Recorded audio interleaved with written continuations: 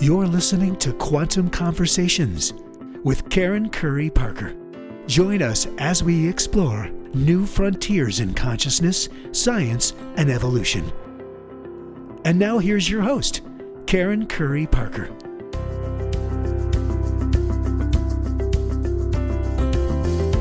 The direction your life takes you is defined by the story you tell about who you are.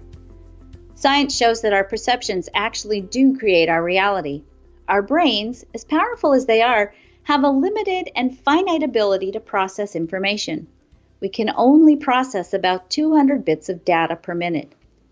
In order to keep ourselves from getting overwhelmed with information, we have a system in our brain called the reticular activating system, sometimes called the RAS, that pre-programs our brains to only notice the things we condition it to pay attention to. Maybe you've had the experience of wanting to buy an orange VW bug, and all of a sudden, everywhere you look, you see orange VW bugs. Are there really more VW bugs on the road, or did you just notice them more because your attention and intention programmed your RAS to notice them? The cosmic order of life is loving and abundant. Research done by the Institute of Heart Math shows that we carry a magnetic resonance field in our hearts that attracts in accordance with our emotions and our vibrations. We are designed to take our direction in life from the energy of love. But collectively, we're not always conditioned to see the love. The collective is still wildly enamored with energies other than love. We laugh with harsh sarcasm in TV sitcoms. We lash out at each other. We fight. We resist and struggle with finding the baseline frequency of love that is the natural state of the cosmos. And we tell ourselves stories of victimhood and revenge, programming our minds to see only lack and terror instead of the love that is so much a part of our natural being. Because we can only process what we're programmed to see, we can miss the truth of witnessing a loving universe when we choose to pay attention to the darkness instead of the light. The universe is self-aware and evolving, always moving towards expansion and openness. Astrophysicists can actually measure the growth of the universe. The bigger the universe becomes, it seems to me that the stronger the pull and the compulsion for us to restore ourselves, individually and collectively, towards our natural vibration and alignment with love. This interview with Master Charles Cannon left me somewhat speechless. It's not often that we hear the story of someone who has modeled for us what love, real love, really looks like the way Master Charles does. I think you'll find this is a very special interview, and I invite you to give yourself the gift of sitting and being fully present to this very powerful quantum conversation.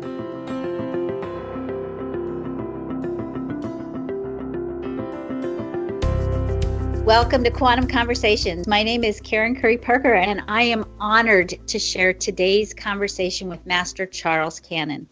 Master Charles Cannon is an acknowledged pioneer in the evolution of human consciousness. He founded Synchronicity Foundation for Modern Spirituality in 1983 and developed high-tech meditation and the holistic lifestyle, which have both helped transform the lives of thousands worldwide.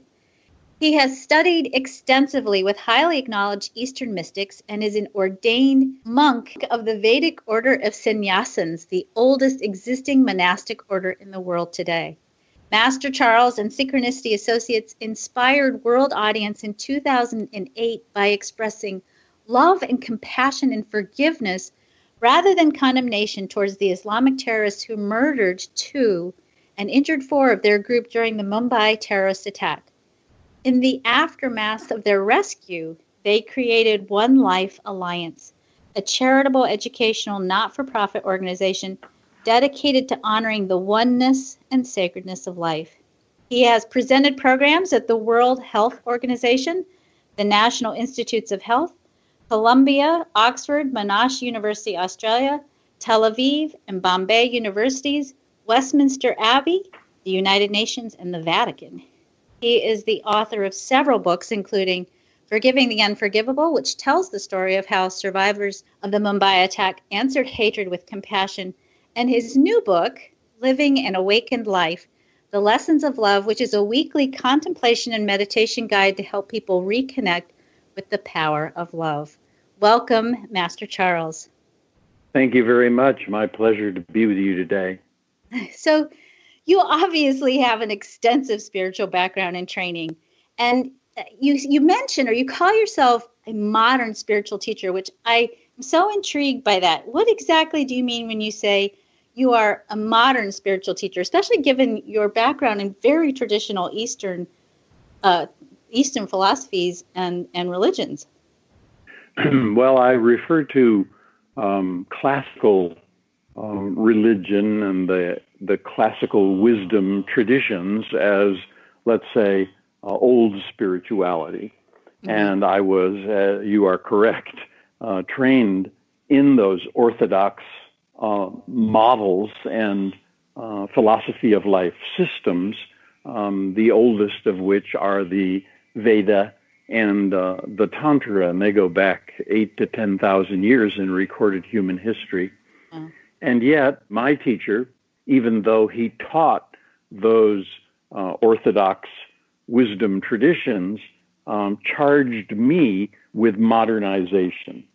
Mm. He felt that in order to open the teachings to especially a Western audience and a more modern audience, or that the teaching would be more relevant to the world in which we live in today, that it had to be updated and modernized and expressed in a modern way. And so that's what I mean by modern spirituality. It's really just translation, updating, so that the material is relevant to the times in which we are living. Well, and I think that's so important because, especially I think not just in terms of ancient versus modern, I also think even Eastern versus Western is a little bit of a different point of view and perspective, and being able to bridge that is quite a beautiful job. So in your new book, you talk about the lessons of love and helping people reconnect with love. Why is that so important? At the end of the book on the Mumbai terrorist experience, Forgiving the Unforgivable, in the epilogue, I wrote that for me, the bottom line of it all is that we are here to learn how to love, and that all of our journeys are really about that. And that really comes from these ancient wisdom traditions and holistic models of reality that, first of all, state that we live in a relative reality, and there are always two polarities to our experience. And one of those polarities, by default, dominates the other and creates an experience of imbalance and thus fragmentation or limitation in our consciousness or our experience of reality.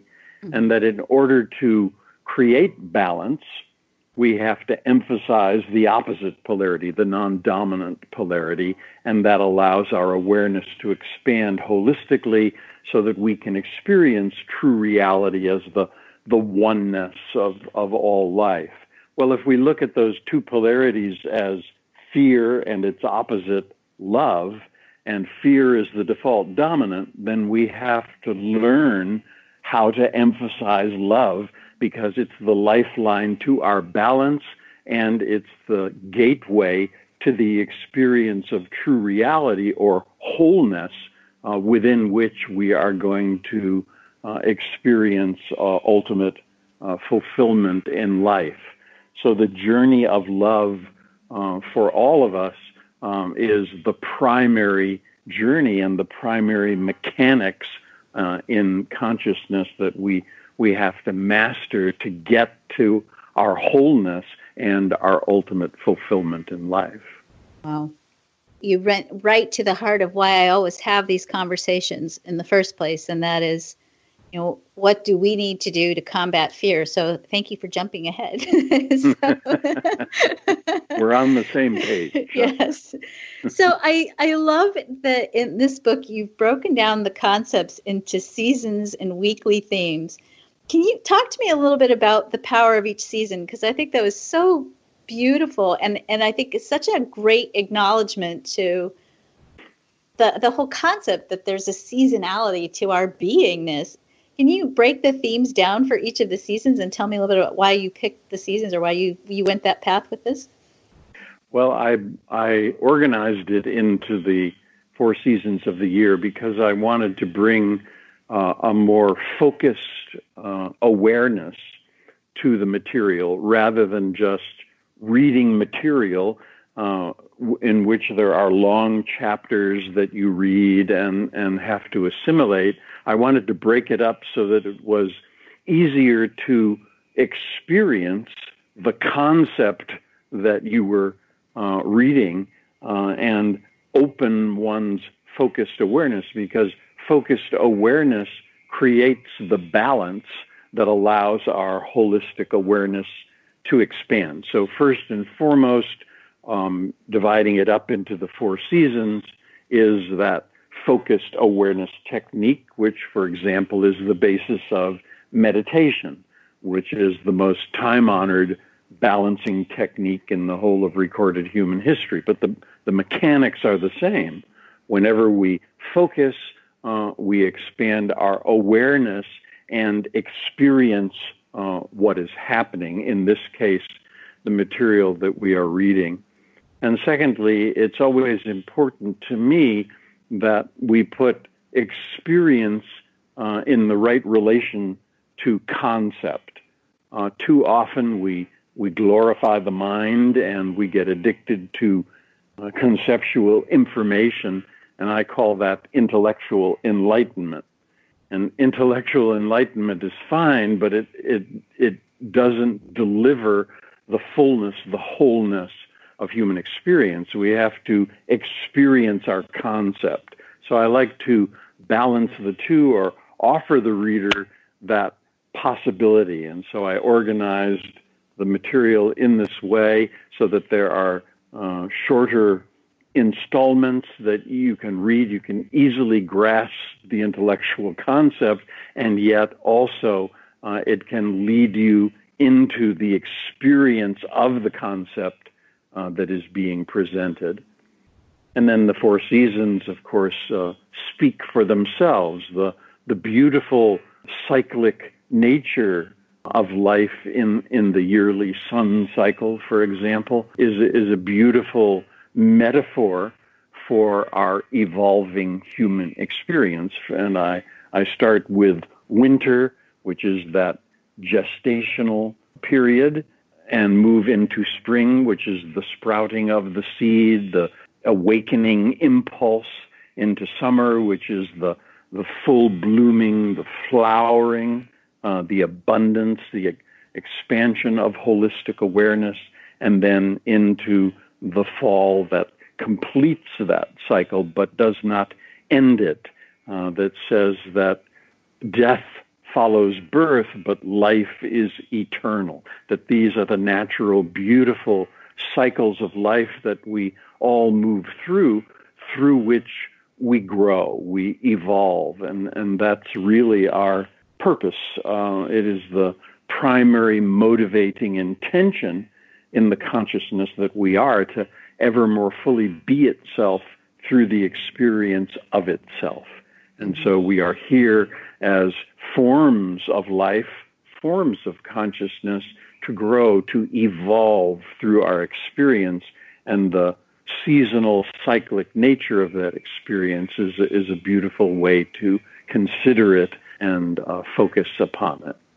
Well, and I think what I really appreciated about this book, too, is that I find people often say to me, well, I can't meditate, or I have too much jumping monkey in my mind. And you so nicely sort of set this up as a contemplative practice and give people some really great strategies to sort of tune into that focused contemplative place. And I would be remiss if I didn't also mention that you actually train people how to meditate.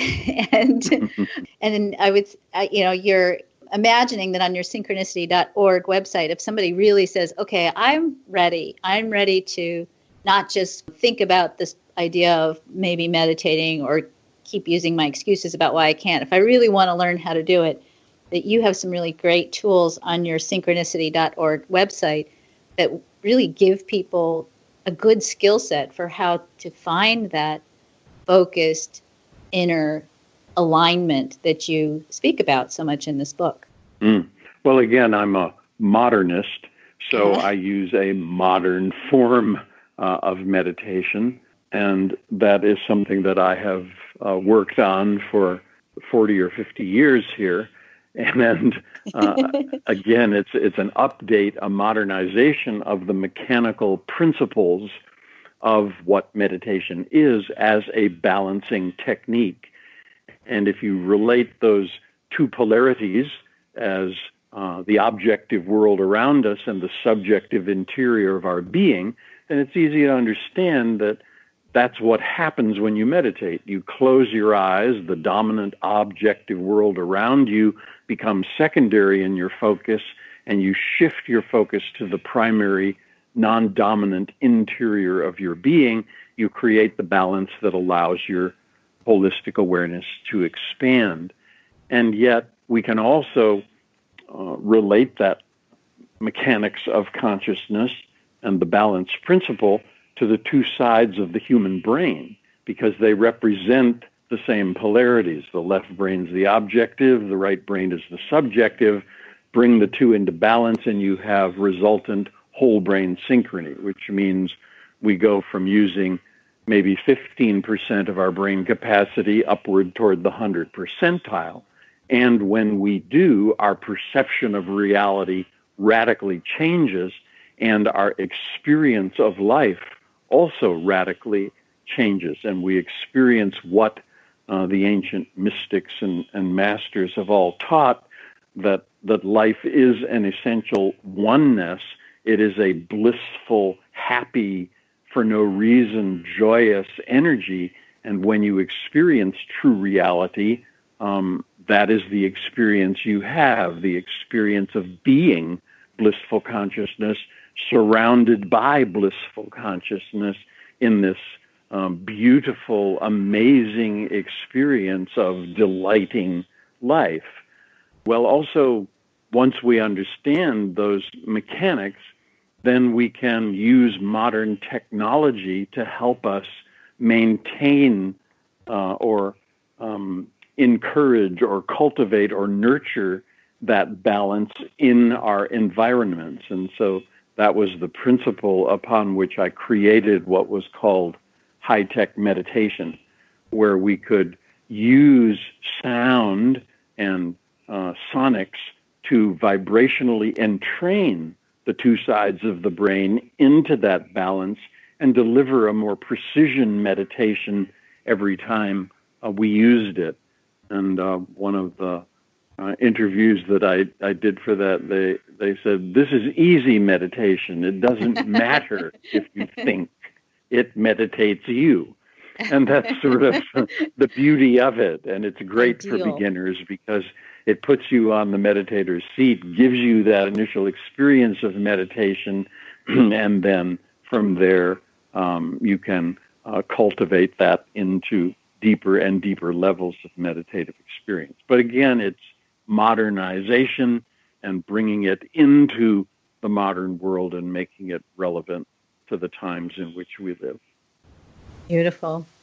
So one of the things that really moved me the most when I went back and I read about you and I studied your books, you know, there are a lot of very powerful spiritual teachers out there, and there are a lot of people who teach from a deep inner knowingness, and I don't want to discount that, but there's something about the journey that you've been on, particularly the journey that happened when you were in Mumbai in 2008, and your deep desire to respond to that experience from a spiritual place, I think is so, it sets the stage for an incredibly transformative story for all of us as we confront challenge. And I think, frankly, at least in the perception of how we're looking at the real world right now, it seems there's a lot of polarity and a lot of fighting and a lot of tension and places where people are responding with hatred and revenge and retaliation and anger.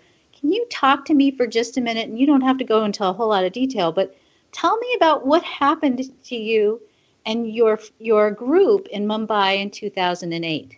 Well, I have spent a lot of years of my life in India. It was the home of my teacher.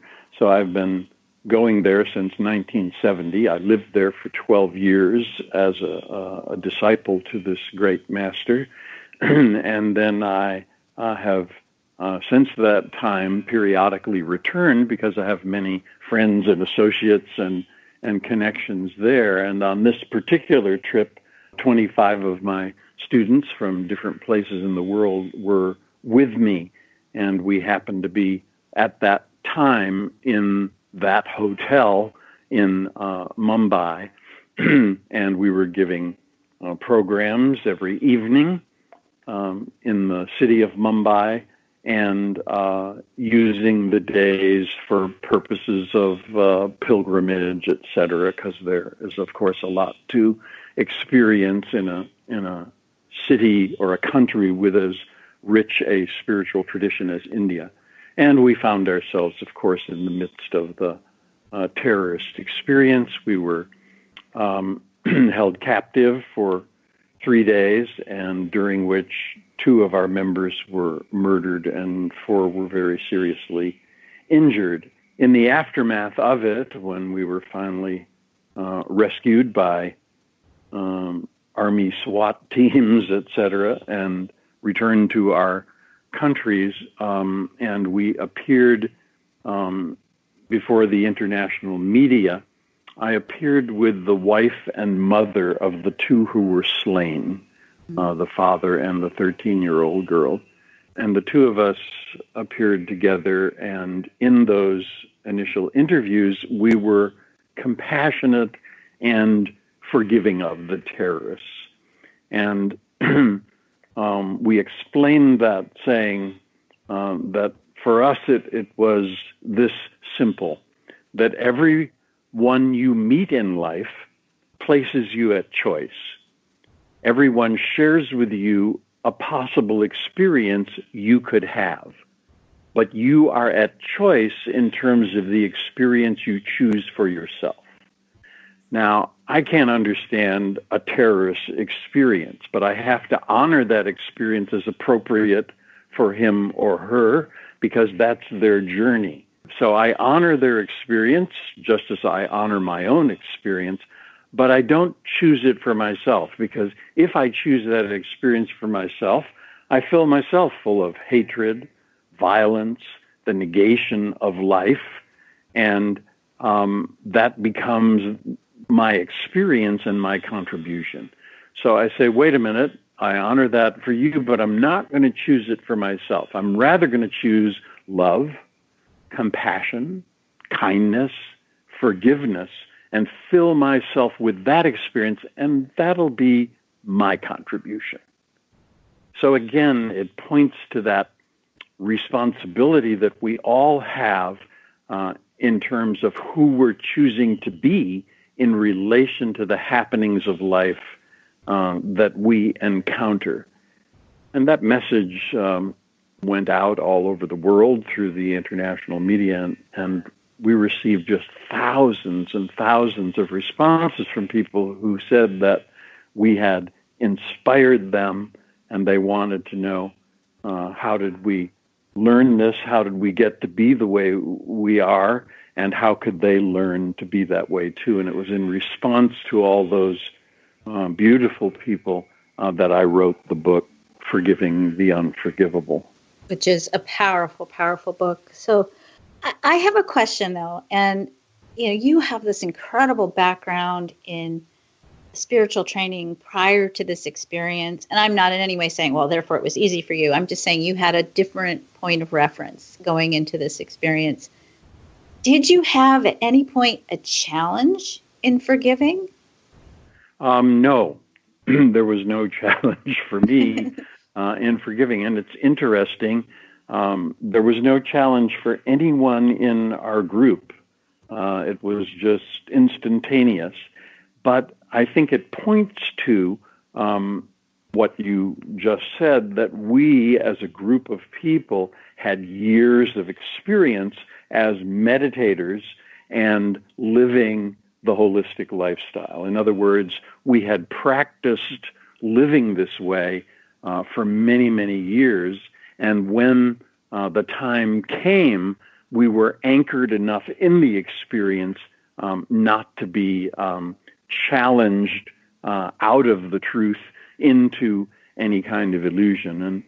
And my teacher used to say that. He used to say, when we were all there living in his ashram in India and going through the daily rigors of his schedule, he would say, it's important that you practice now because the tests will come, and who will you be when they come?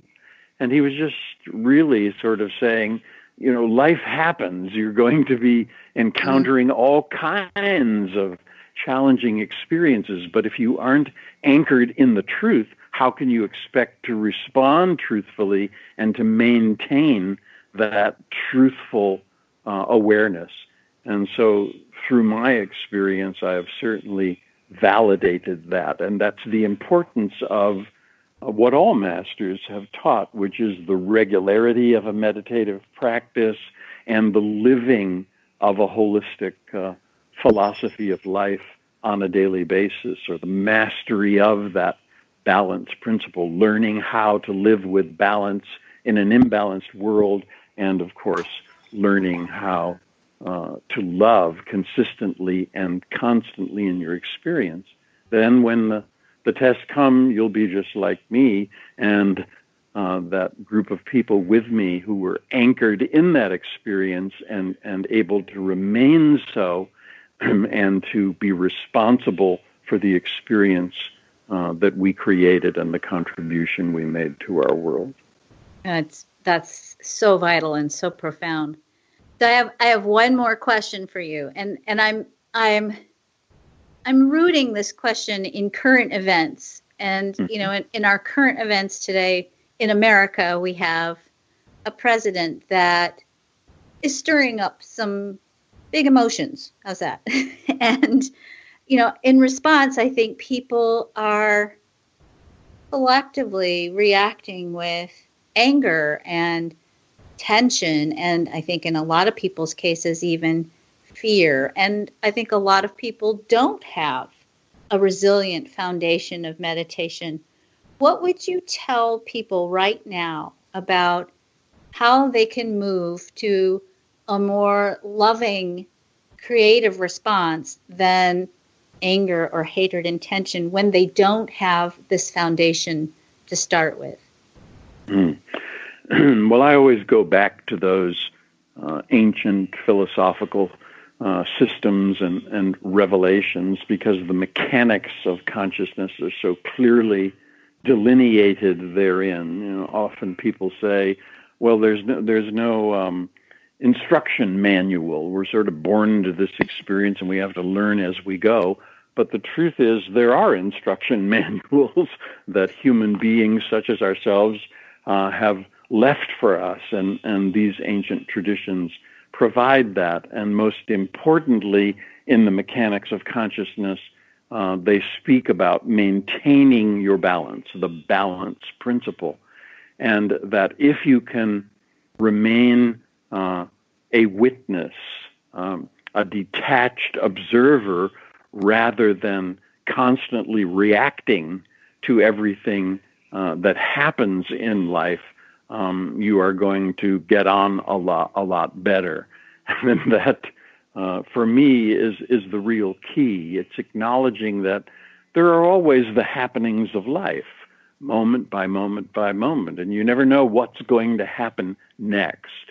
So can you remain, first and foremost, a witness to that? Can you allow life to happen as it happens, and then be very attentive, cultivate some wakefulness in terms of your commentary on what's happening?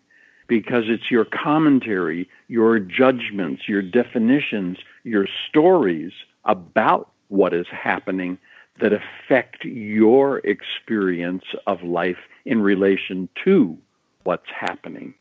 So if you can get to that place of watching and then being very attentive to how you're going to define what's happening and how you're going to react to it, you are then much more a responsible creator of your experience. Then you can see that you are at choice. You can react in positive ways, you can react in negative ways, or you can not react at all. You can simply remain a witnessing consciousness, watching what's happening, flowing with the happenings of life, and being in awe of it. And this, to me, is the evolutionary journey of all individuated forms of life, of individuated forms of consciousness, like human beings. That's what we're here to do.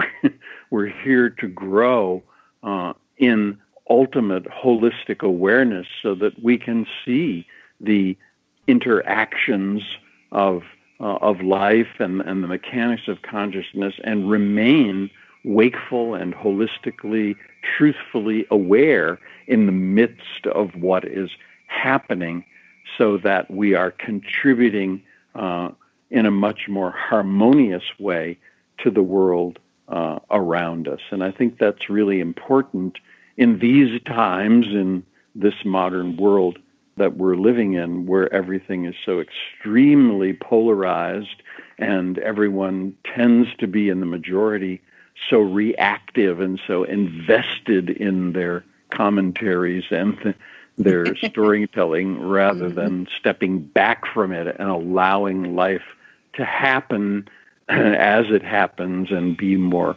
of a witness to it. Beautiful. Master Charles Cannon, his new book, Living an Awakened Life, The Lessons of Love, can be found online on Amazon and other big booksellers like Barnes & Noble, and of course on his website as well, synchronicity.org. And you can connect with Master Charles and learn his modern meditation technique and more on his website, synchronicity.org.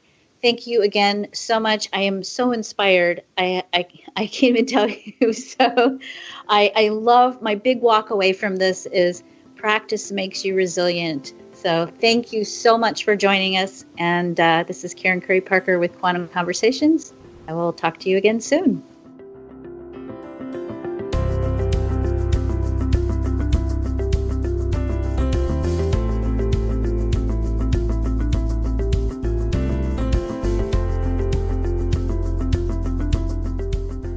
We've had a lot of intensely emotional conversations about politics in my house lately. My husband and I have 8 children between the two of us, and all of our adult children are activists of some kind. I have long argued with my children that before we take any kind of action, we have to first come into alignment with love and then act. If we aren't in alignment, then we are reacting, in essence, contributing the same energy to the world that we think we are fighting or resisting. My kids think love and forgiveness is a fluffy thing to do and doesn't actually create any kind of real impact or change. I had to come face to face with my own philosophy this spring when my 7-year-old daughter's Jewish day school received a bomb threat and all the children were evacuated from the building, including babies, in minus 10-degree weather. Some kids were forced to leave in towels with wet hair as they were pulled out of the swimming pool because the bomb threat happened in the middle of swim class. As parents, we reacted with fear and that deep parental mama papa bear energy that can be rather scary if you ever encounter it. We exhausted ourselves with meetings and long worried conversations. In my mind, I fantasized about what I would do if anyone threatened any of my kids, and I'm not going to lie, I even bought a bug out bag. I went a little nuts. After this interview, I had to really sit with the words and the teachings of Master Charles and recalibrate myself, my inner self, back to love. Love is not an emotion. What we see in the human energy blueprint is that love is the resonant frequency of the heart. And the more aligned we are with love, the more we create in alignment with the cosmic order of life. When we create from personal ego, science shows we manifest our desires about 50% of the time. When we manifest with higher intention, in alignment with higher consciousness, the cosmic order of life, love, if you will, we tap into deeper and richer wells of creativity and possibility. The practice of meditation and consequently aligning with love, an open heart, and allowing the natural, abundant order of life to be restored is vital if we're going to lead the world into the full manifestation of its potential. We must learn to answer hatred with love, take action with love, create with love, and dare I say, take a leap of faith that this one powerful intention will create the template for a world aligned with the energy of sustainable peace and resources for all. I am so grateful to Master Charles for modeling this for us all so profoundly. To learn more about Quantum Conversations, hear about our upcoming shows, and get your free energy blueprint, your human design, so that you can learn to love yourself, please visit our Quantum Conversations Facebook page. Leave us your feedback and let us know who else you'd like to share a quantum conversation with. This is Karen Curry Parker. Thank you so much for joining us, and may you always remember to recalibrate with love.